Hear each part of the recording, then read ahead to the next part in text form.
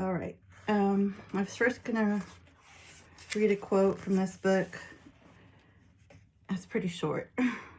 It says, it's from Brené Brown.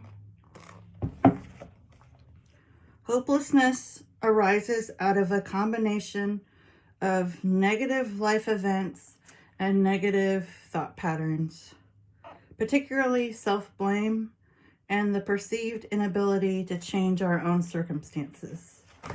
And the reason I read that is because that's kind of the whole point of what intergenerational trauma is.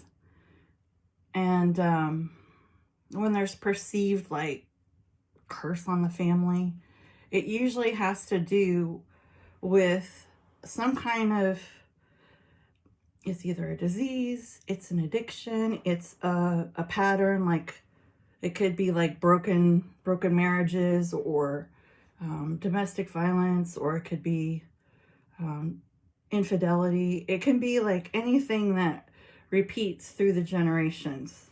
And it's pretty broad. So that quote was sort of talking about what it seeks to do. The whole point of the curse breaker pointing out these things to the family and saying, let's do something about this.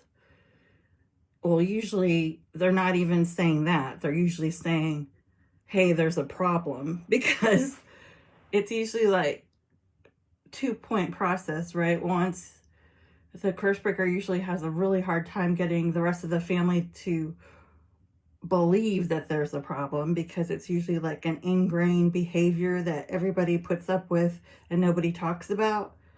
So just getting them to actually, like even a minority of them, to agree on that this is something, a pattern in their family that is toxic. Okay, that's the challenge in of itself. And then 2, to then say, okay, and then we're going to do something about it. That's, and a lot of times people don't, people are fine, like, well, I mean, they're usually not happy about it. But I mean, they're like, it's one thing to talk about something, and it's another thing to actually take planned actions, like going to therapy, or like doing family research, and just